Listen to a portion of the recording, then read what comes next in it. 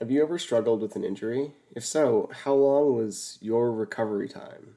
Today's guest has been dealing with a debilitating ankle injury for over a year, and she's finally starting to see some light at the end of the tunnel.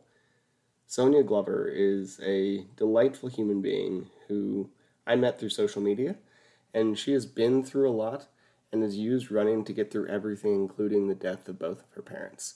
As someone whose body is basically held together with like duct tape and paper clips, and who's also lost a parent, I got a lot out of this conversation, and I know you will as well. Just a couple notes before we get started. One, Sonia and I spend some time talking about eating disorders in the latter half of this episode. If you or someone you know is struggling with an eating disorder, I attached some help information from the National Eating Disorders Association in the show notes. There also seems to be a bit of an issue with noise coming from my mic during certain parts of the show. I don't know why it did that, and I hope you don't find it too frustrating. I'm sorry.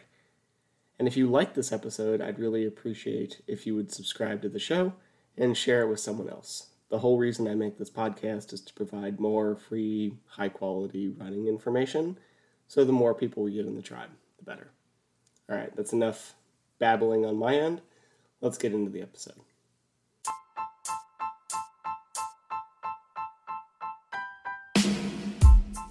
Welcome to the Trail and Ultra Running Training Podcast. My name is Will Franz, and I'm here to help you improve your training so you can have more fun out on the trails. This week on the podcast, I have Sonia Glover. I'm going to have her introduce herself. She is couched 100 miles on both Instagram and TikTok, and she and I are parasocial social media friends, and I just wanted to have a chat with her about injuries and running purpose and community and all sorts of stuff. So Sonia, why don't you introduce yourself? Hello, I'm Sonia Glover. I am originally from Heber, Arizona, now residing in Chandler, Arizona. I have loved running, been running since I've been 7 years old, and right now we're at a pause due to an injury. Yeah, and as a lot of people know, my body is riddled with effects of old injuries, so pretty empathetic. What happened? Let's talk about that a little bit. Well, let's do a rewind. So, couch to 100 miles. There's a lot to say about that, but I'll bring the story to right where we need to be. I was training for my first 100 miler. My coach is Tommy Luneta, and he's the one who coined the couch to 100 because I had lost my parents 14 months apart. My dad was unexpected, and then 14 months later, my mom passed away from a broken heart. And I knew that I wanted to run 100 miler because how I felt anytime that I would cross a finish line, whether it be a 5K, a 10K, half marathon, full marathon, I felt to myself, I know if I can do this, I can do more. So that is why I wanted to do a 100 miler. And originally I wanted to do it in 2020 to honor my mom who was going through chemotherapy. Sure. And that I just wanted to show you are so strong. You have been strong coming into this country. You are strong going through this treatment. You're strong because you just lost your husband and you're going through this. I want to honor you in this 100. Well, it didn't happen. She passed away May 23rd of 2020, and it wasn't COVID related or cancer related. So I Sorry. A lot of people here know that I lost my dad, and that's what set me down this whole job path. So I feel it's hard. It's really hard. And Will, I am so sorry for your loss. I'm so sorry. I appreciate that. Yeah, it's a tough time, and especially when they're sick on the way out. Honestly, the death was not the hard part. So yeah, it's really hard. It is. It's hard to see them go through that. And my husband and I and some of my family members were my parents' caregivers as well. So I stopped running. I just sat on the couch, depressed, grieving-stricken depression, sat on the couch, didn't want to do anything, didn't want to get up, didn't want to even shower. And I said, enough is enough. I need to honor my parents in some way. I need to get out. Running is a form of, everybody says therapy, and it's true. It helps depression, it helps everything for me. So I got out there. I through a friend, I contacted Tommy Lunetta, who helps with mindfulness, meditation, and that's kind of helped me calm my anxiety and depression. And I got out there. I got out there again. And previously, when my dad passed away, I ran 100K, Javelina 100K. And as I was training, if you believe in signs, I could hear him running beside me as I would train, and white butterflies. And that was him letting me know, hey, I'm here. My parents were my number one supporters, along with my husband. And I just knew that they were there. So when I That's started great. training, my mom started to appear, a yellow butterfly. She loved the color yellow. So not only did I have a yellow butterfly, I had white butterflies. I had my dad pacing me. And just being out in nature is so relaxing. It's lets you just scream, let out everything that you need to out on the trail, out there, just release. So I was training for Javelina 100 miler. 3 weeks before the race, I signed up for the virtual London Marathon, and I said, what best way to get my marathon in is to practice on the actual race course, which I had been doing previous months. But I did Escondido Trail, and it's really technical. And I started off that trail, not even 3 miles. I did this with my ankle, Yeah. like, and like, oh, okay, shake it off, shake it off. It's fine. It's fine. I'm fine. I have a compression sleeve, calf sleeves. I'm fine. Walk it off, walk it off. And that, mind you, was the first 2 or 3 miles of the 26. Like, it's okay. Keep going. So I did. I kept going. I was fine. Little pain, but what pain do you not feel? Normal. Sure. Yeah, absolutely. So I came home and I looked at it. It didn't look bruised. It didn't look puffy. I did a spin class 5 days later, and it went, and then it got swollen and bruised. Yeah, I saw, I know how that goes, unfortunately. Yeah. I was like, this can't be happening 3 weeks before the race. No, no, no. I was already seeing a physical therapist. I saw a nurse practitioner. They looked at it, they checked it off. Check, you can run the race. Perfect. I ran the race and I sprained both ankles again. And I finished a little bit of background thought too. I Wait, did in you the finish that golden 100K on both ankles? on the hundred miler, yes, Oh, but sorry. yes, but in the golden hour, I was the one who was 7 minutes over the Ah, cutoff no. time. Okay. Yeah, So, yes, got it. So you got but I 100 did miles finish. in, but not another time.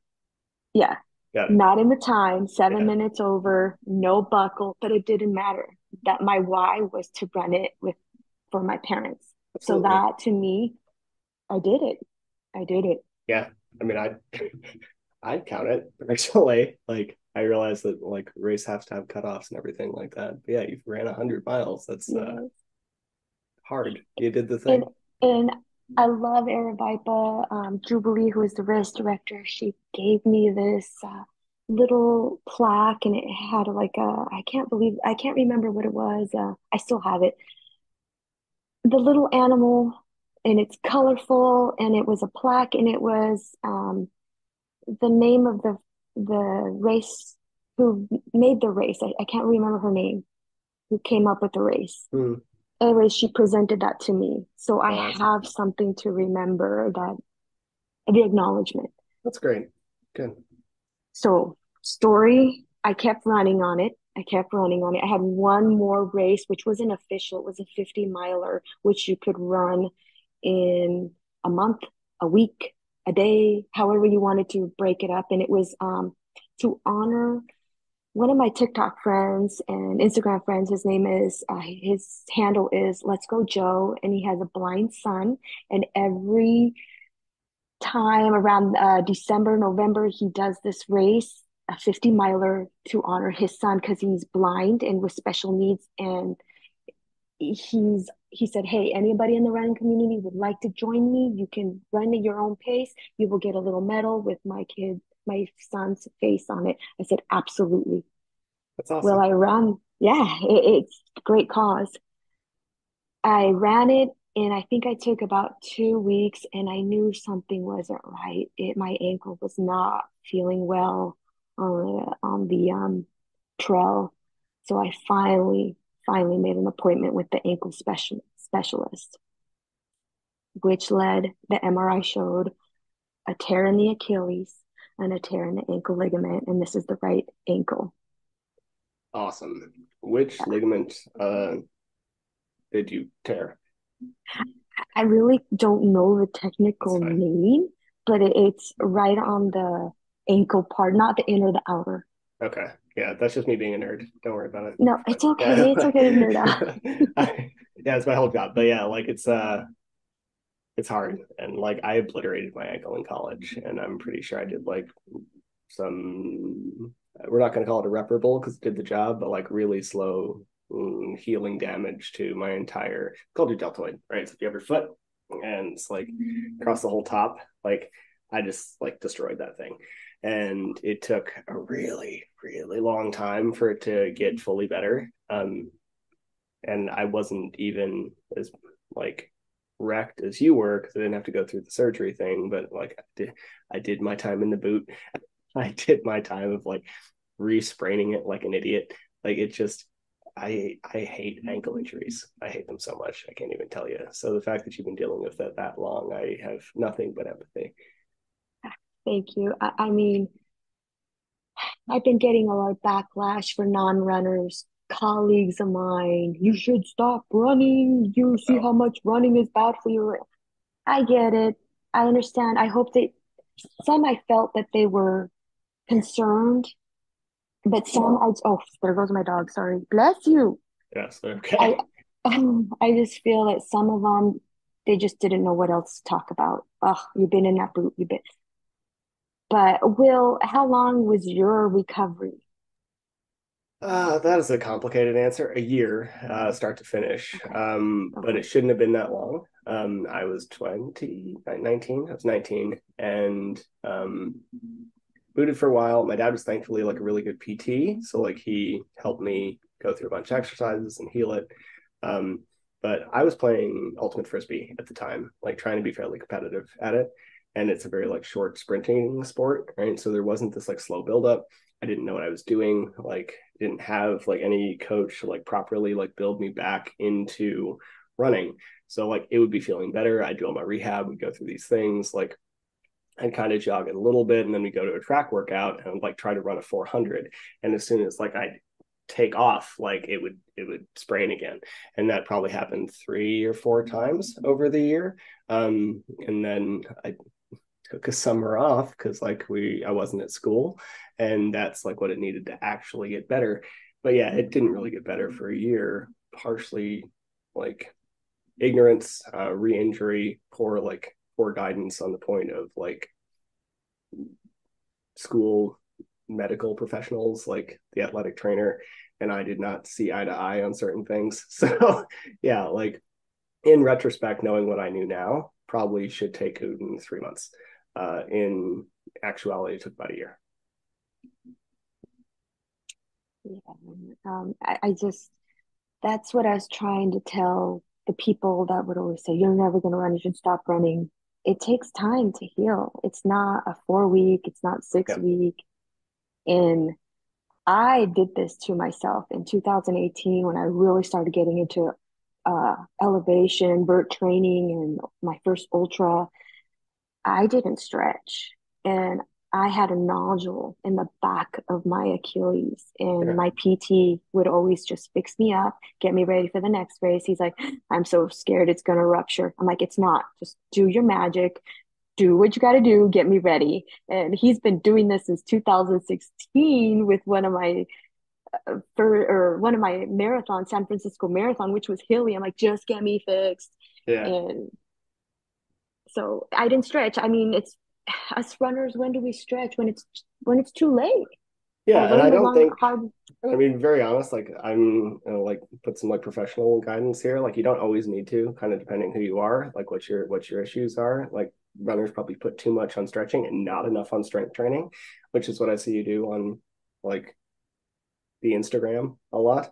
Um, I think like we put a lot on stretching, which can be important. I mean, to be fair, I have like hip or labrum issues in my right side. If I don't stretch that, I'm probably going to break, I'm probably going to tear that further.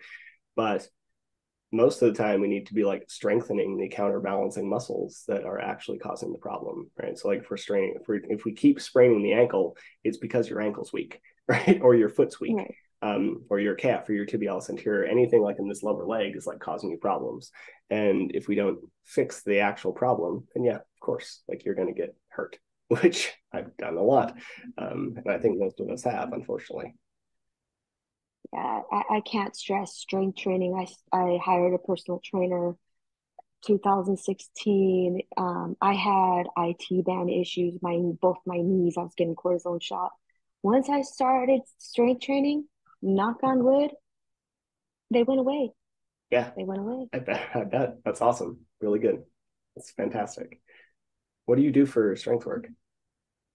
Well, I have a personal trainer, and bless her, because she has been so patient with me being non-weight bearing. Mostly it was upper body or core, however I could get any work done without putting any pressure on my ankle.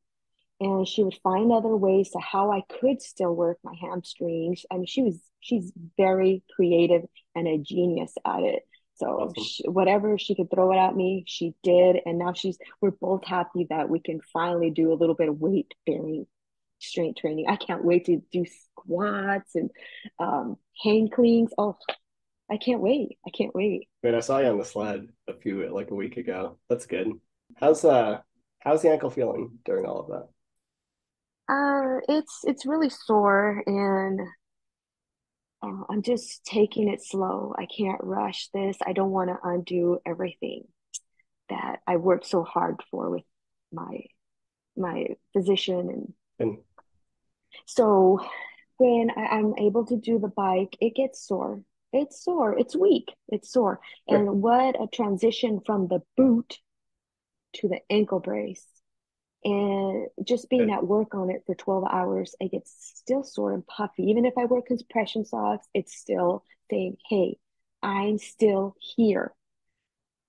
And a matter of fact, after this interview, I'm going to go see my ankle specialist. So let's see what he says. I've been in the ankle brace for a little about a month and a week.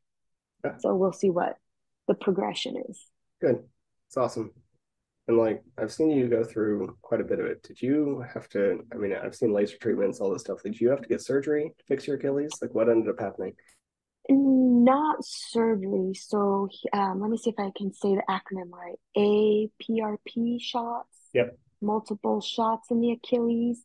And there was I don't know the ankle ligament, but he did have to go in there, and it was just being so stubborn that he did have to go in there and fix it. got it. That makes sense. So yeah. So I had been in the boot. Well, how he started me off, he's like, let's see if ankle braces on both ankles will do the trick. So for about 4 months, I was in it. And I said, hey, I feel so great. And then June of 2022, I got to run. My first day was national or global day, global running day. I'm like, yay, I get to participate. 1 month as it went, and I started hitting the trails. Nope, nope. The Yeah, Achilles was saying, nope, no, no. So then I was put in a boot, and I had to be off of it. And I was out of work for 8 weeks, knee scooter. I'm And sorry. then I went to work with a knee scooter, which I'm like, I can't sit here and rot. I can't. I can't. I have to go to work. I'm so Yeah, thankful that my workplace allowed me to be in the scooter. So I had been in the boot since August of 2022, and just recently I got out of it. yeah. is wait so long. I hate the Yeah. mood so much. I'm so sorry. Oh man. What do you do for work? I'm a medical laboratory scientist. Okay, So that's what we actually really do, cool. thank you. What we do is that we tell the doctors, we tell the nurses what is wrong with you. We we can tell you if you have cancer. We can find the correct blood for you when you need a transfusion. We can tell you if your electrolytes are off or your kidneys are going. It's just we're the ones in the hospital that they take your blood. The phlebotomist will draw your blood. We'll test it.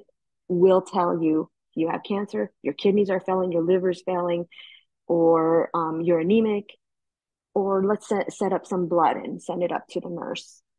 It's awesome. I actually know someone who does that kind of work here at the University of Utah. That's really cool. What do you find like from that? Like, what do you mostly have from that work? Like, who seems to be coming at you the most? Like, is it a lot of cancer? Is it more like testosterone stuff? Like, where are you? Well, our hospital is more geriatric, so we do have cancer patients, but we're a trauma level one hospital Got as it. well, Okay. so we get a lot of that. So it encompasses a cancer or traumas or uh, a lot. Cool. That's I awesome. could keep going. Yeah, I mean, I could listen to it forever, and everybody else can be real bored. So we'll like move on. But thanks. Yeah, that's awesome. Um, so as far as like the recovery, where are you now? And I'd like to like take a step back here in a minute, but at the moment, like where are you now on your journey to like getting back to running and racing? I see you moving a little bit again. What's your forecast? So right now, for the month that I was in the ankle brace, the my ankle specialist had me on the bike with no resistance. Okay. I could swim, but not really kick my legs, which I haven't gone swimming. That's another issue. A lot of weight gain. Ooh, embarrassed. It comes with Yeah, injury, gaining absolutely. weight. And so that's all I've been doing. Oh, and the strength training, I've been doing that ever since I stopped running. Good. That's awesome. So I mean, it we'll sounds like you're moving a little bit. Are you able to get like some of that? Do you feel like you've been able to preserve some, at least some of your cardio from the biking and that stuff? I feel like I'm starting at square one again. I'm Yeah. very winded. Even my personal trainer has me doing the ropes. I'm still winded. And then she has me do a circuit. She's like, no resting, no resting. I'm like, oh my God, no offense. That girl running again. That I just, it's Yeah. frustrating No, because for here real, it you, sucks. Yeah, and I'm glad you're being honest about this. Thank you, because I feel like a lot of the time we hear this thing like you get injured and you'll get right back to it, and it's like no, you'll probably get back to it faster than it originally take to build it, but it's gonna be an unpleasant couple months, man. Like that's yeah, it is. And then this added weight just doesn't help physically, mentally, sure. doesn't. And I know you have a little like, how did you get into running in the first place? Running. So I was a chubby kid, and my grandmother would come from Mexico every summer and bring my cousin, who is 3 months older, and she could not hold on to weight. So here she is, a cousin that cannot hold weight, and me who gains weight with anything, looking, thinking, drinking, eating. My grandmother was so into health and eating healthy and being active that she would walk all the time. She would never run, but she would walk. And we would go to a track, which is about 2.5 to 3 miles away from our house. And she would have us, or at least me, walk it. And then she told me to start running. And I don't know if she thought it was a form of punishment because I was chubby. No, I fell in love with running then. I wasn't fast, never a fast runner, but I could do the distance. And that's how I got into running at the age of 7 and didn't really start racing until I believe it was either 2011, 2012. when my brother-in-law Justin brought it up to my husband and I'd like to do a marathon. Like, perfect. My work is sponsoring it was called the PF Chang half marathon at the time. I said, I'll sign us up. We'll do the half marathon. And that's when I officially started racing. That's awesome. I mean, that story like definitely brings up some conflicting feelings for me, right? Like I also grew up as kind of like a fat kid for a little while, and it was not always the best. And I definitely have a complicated relationship with my body to this day, and don't really. I'm not really able to trust what I see in the mirror, like body dysmorphia, all this stuff. Like eating is kind of a mixed bag, and I do best when I like try to train for performance. But I'm not going to say that like all of that is completely better. And so for me, like running as a like heavier teenager was definitely punishment. Um, and I would love to know how you were able to frame it in this like positive way when many of us hearing that story probably have a reaction that's more on my side. Well, I believe that I've had positive and negative as well. It makes sense. At age 5, I started dieting. I saw my older sisters diet, and I was chunky. Sure, I'm gonna diet too. I was, what would you say? I was bullied as a kid. I was a fat kid. Mm, My nickname was Snowball. So the eating disorders came, and then yeah, I am thankful for my grandmother for introducing me to running. But it also put an image in me that I need to be thin. I need to be thin. And that is where I started with eating disorders. yeah, And I kept this quiet for my mom and dad until like my senior year, or at least my junior year, senior year, when they had to take me to the ER. I would fluctuate. I would be anorexic, or I would be a binge eater, or I'd be bulimic in that whole elementary to high school. And running to me, I felt like it was a way that I didn't want it. Of course, when you have eating disorders, you find exercise as being obsession. yeah. And maybe it was, but for me, it was a way to just release. And I guess maybe I did overdo it. Maybe I did. But for me, I was just seeing I can release. I can just have a little bit of time that I don't have all that pressure. I get that. And like that's actually strength training was for me. So that tracks just like a different format. And I feel like you don't seem to have as maybe as much of that relationship now. I don't know what's going on inside your head, but like what helped you move through it and maybe on to a slightly, hopefully fully better place? I was through the my religion, they would always take us to a youth, I think it was, what was it called? Youth World. I can't remember. We'd have to Yeah. go to New Mexico, Farmington, New Mexico. I believe it was Farmington. And Okay. I Sorry, I'm would from New just Mexico. spiritually, There's not a lot in oh, Farmington, so that's why I'm giggling. Okay, go ahead. so that's, we would have you, I can't remember what the name was, but I would do that like every time they would have it. World Youth Day. That's what it Okay. was with. And all these parishes and Catholics would come together, youth, and just we'd celebrate and learn more about the religion. So I got turning spiritually in that, and I still didn't tell my parents. I didn't tell Yeah. anything, nothing. So I was trying to work through that way. And when it came to the point that I couldn't hide it, I was, not to get too graphic, I was just couldn't stop throwing up, and it was blood now at that point was coming up. Yeah. So my parents and my sister had to rush me to the ER, and That's when I had to tell them. And then they said, would you like to have some help with eating disorders? And I looked at my mom, no.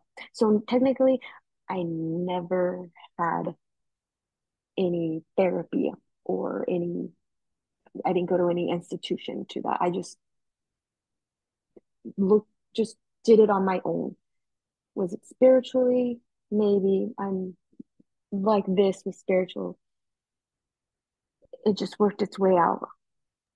Maybe running, I don't know. But I still have it. I can't look in the mirror, especially now, 20 pounds. I'm the heaviest that I'm at. I can't, I can't, it's hard for me to look at who I am, what I am. And I don't look like a runner. I'm not a runner anymore. And I even until then, when I was thinner, I just felt like all these ultra runners, especially when I was doing towed the 100 miler at Javelina, I looked at everybody. I'm like, I don't belong here. I don't have their physique. They're muscle, they're skinny. I'm different. I'm not. And I just said, you know what? That's not your why. You have a stronger why. You have every right to be here. You trained. You are who you are and run this race. And I did.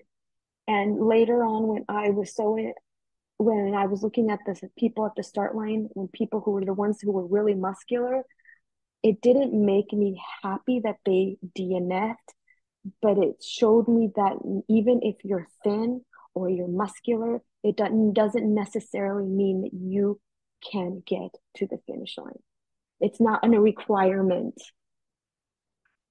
No, it's absolutely true. And that story's hard, Sonia, very honestly. Like it's a tough thing to kind of process. And I think a lot of people listening to this have definitely gone off and on with eating stuff, right? For lack of better term. Like there's eating disorders, there's disordered eating, there's all this like struggle. And I think a lot of people who end up in ultras like have some version of it one way or another. Like usually you're a little dopamine driven if you're going to run 100 miles, or at least want to. And there's a lot of crossover between disordered eating and like dopamine drive. Like there's definitely like, because it's all a control thing, right? Like there's a lot of that. So when you end up like, I don't think there's a perfect answer for everybody. Like I think therapy's great. I think these groups are great. I like had someone on a while ago, and her name's Kelly. Like if anybody hasn't listened to that interview, you probably should. But like that was its own approach, and I think like I'm not sure it ever fully goes away. It just gets better. Like I know to some degree what I look like because people tell me, but like I don't really see it, and that's kind of a tough thing. And I think like really focusing on like as you said like what you can do, setting your goals, focusing on your why, like getting across the finish line. These are not one-to-one relationships at all, and not focusing on some of the minutia or whatever percentage is like below camera here and like not getting lost in the stuff that doesn't actually matter in the grand scheme of things is what we need to do, and however you're able to do that is what matters. So if we're looking at like, you mentioned your why, and I think that is actually probably the biggest thing that is going to make a difference for some of this deeper, harder stuff. Like for most people that I talk to who want to start this journey of running farther than we should be, I think the why is the point, right? Like you should sign up for races that matter to you. You should have this like driving factor. So when you say you had a why, like I would love to hear more about that. So being my parents, one of my parents' caregivers, and they lived with us. I just their story, the stuff they had to do to get to this country and work to give my sister and I the best life. I am. how no matter if they were tired, how many hours they worked, if they felt sick, that to me helped me build my why. If my parents could do this, I can do this. And what better way to honor their memory and keep their name alive, their memory alive, is if I run my races for them, for their memory. That's what keeps pushing me. And like I said, I am so thankful for the signs that I get while I'm training because they might have they're not physically here, but I still get that butterfly. I still get my dad pacing, and it just keeps going. I just feel like if I can running through grief and can help somebody who is grieving, that you don't have to sit on the couch and rot. You can get up, whether it be cycling, running, or starting a little business, or sewing, or crocheting, whatever is your hobby. You can get up. You can get up and move forward, not move on, move forward. So that's my why. That is why I do Couch to 100 miles, running through grief. Everybody has a grief, whether you lost a job, whether you lost a loved one, whether you lost a pet, or you lost a best friend that they're still living.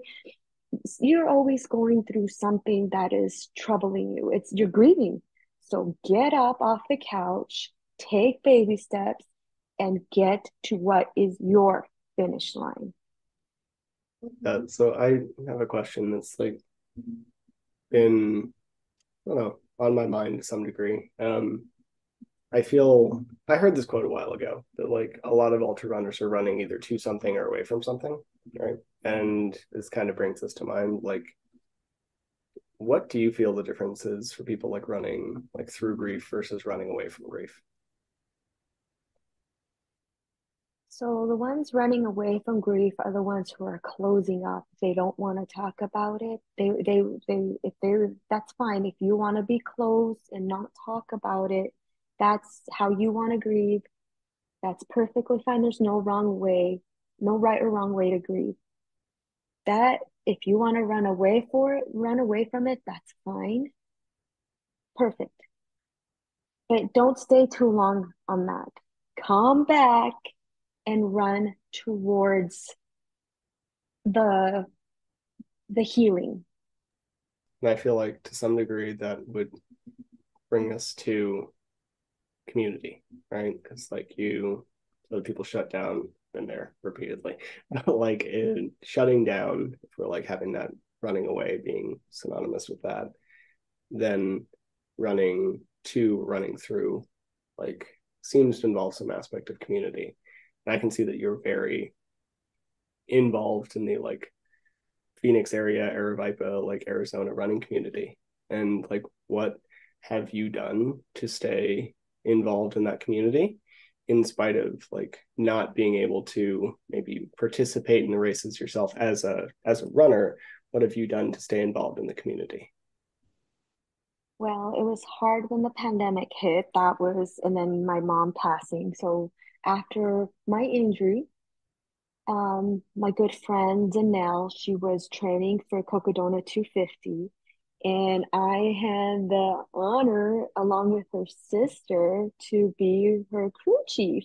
Nice. And that was something that I got to live through it. I got to be part of the running community, not running it, but it was so wonderful to help these runners achieve their goals. Once we would get to nail out of one aid station to the next point, we would stay behind because we had a lot of time. So what would we do? We would crew those people who didn't have anybody Awesome. to help them. So that was just the most wonderful thing to see these amazing athletes go through sleep deprivation, go through the blisters, losing toenails, falling, everything. Just patch you up, get you going. That's what helped me through my injury, which I was in those ankle braces still. And then um, I got to volunteer once for Frenzy at the Escondido aid station. Oh, that trail, Escondido. I'm going to show you that. I'm coming back. I got to do that because it was open and I was on a knee scooter. I was on my all-terrain knee scooter and I still was so Uh, grateful that Vipa let me volunteer. And I even contacted them saying, if you're not okay, you think I'm a liability, I won't do it. I didn't hear back. So I said, that's a yes. So I went and it was so great to see everybody again, getting them out of that aid station and go. And then I haven't been really volunteering much because I did sign up for across the years. And I did reach out to Patty because that one aid station, it's very close. And I was in a knee scooter.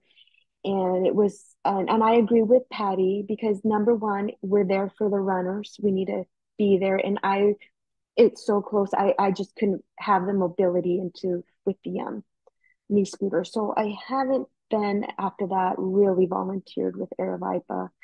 I through my social media, I see my fellow friends, virtual friends, if they're doing a race, I'll FaceTime with them. Like, let's go, Joe. He did Buckeye 200. I was FaceTiming with him. I was saying, come on, buddy, you need to drink, you need to get some rest. That's how I kind of stay in the community. If I can't volunteer, I'm going to FaceTime you. I'm going to find you. I'm going to call you some way to get you to your finish line. I love that. And like, what have you found so positive about this community? Because I agree. Like, I started coaching trail runners before I even was one, and it's like there's something about the trail community that does feel different to me. What is that for you? Like, what draws you to this community so much? I just feel like it's the positivity, the radiation of the love for this sport that we have. It's just so positive. It's like you're right, it's different. We're not worried about paces. How fast are you running? Or it's nothing like that. It's not it maybe to a point it is competitive, but it's not. It's more humbling. People out there are so humble. Strangers, hey, you need help? Sure, I'll take help. It's it's really a humbling experience. I don't know how to explain it that it draws me to this community. They're very positive. They'll take you in. It doesn't matter what you look like, how fast you run. If you have a goal, come on, I'm going to help you. And I really love that because it was my second ultra. I was doing cold water 52K. I was struggling, and one of Aravipa's running team members, and her name is Colleen. She was, I don't know if she was first place at that time, second place, whatever. She stopped and talked to me. Here she is. She's running her race. She has a goal in mind, but she stopped to talk to me and give me a high five and say, "Get at it. Let's go." That's the thing that draws me to this community. You may be competitive, but if you stop and help somebody else, it's just wonderful. I agree. There's like definitely something inclusive to it that I can't like it's completely put my finger on, but it's just very welcoming, I guess. Well, I think that's all of the things I had on my like list of stuff that I wanted to talk to you about. Do you have anything else you'd like to share or add before we close this out for today? Sure. Also, too, the way running, when I say running, is in my blood. Uh, my father told me when I was helping him with his wound because I'll make the story short. He got We'll take your attacked by time. two pit bulls and they tore off his thumb. And the sparkler guy saved his life. Who was delivering water, saved his life. And he went to the hospital where I work at. And my dad was so strong, and they weren't able to save the thumb because of his age, and sepsis could be a problem. Anyways, as his recovery and I was patching up his wound, he told me, Mija, which is maybe a slang or pet name for a daughter, I know why you like to run. And I said, why is it that? Why is it that I like to run? He goes, It's in your blood. And of course, I'm translating everything because this is in Spanish.